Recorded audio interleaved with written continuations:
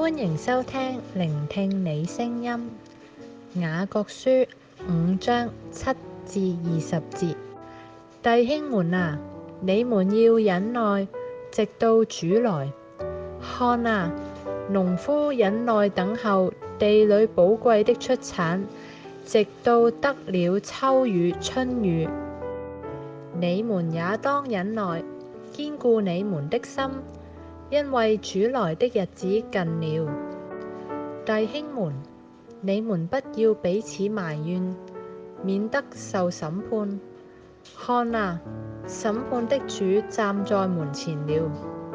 弟兄們，你們要把那先前奉主名說話的眾先知當作能受苦、能忍耐的榜樣。那先前忍耐的人，我們稱他們是有福的。你們聽見過約伯的忍耐，也知道主給他的結局。明顯主是滿心憐憫，大有慈悲。我的弟兄們，最要緊的是不可起誓，不可指着天起誓，也不可指着地起誓。無論何誓都不可起。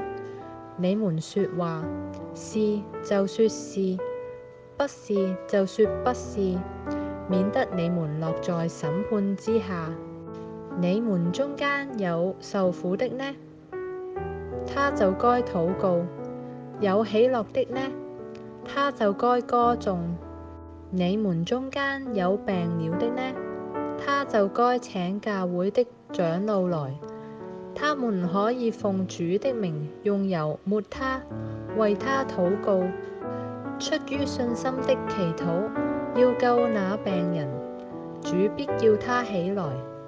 他若犯了罪，也必蒙赦免。所以你們要彼此認罪，互相代求，使你們可以得醫治。義人祈禱所發的力量是大有功效的。以利亞與我們是一樣性情的人，他懇切禱告，求不要下雨，雨就3年零6個月不下在地上。他又禱告，天就降下雨來，地也生出土產。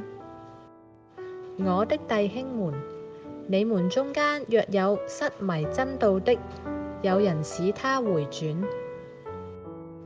這人該知道，叫一個罪人從迷路上轉回，便是救一個靈魂不死，並且遮蓋許多的罪。雅各書5章7至20節。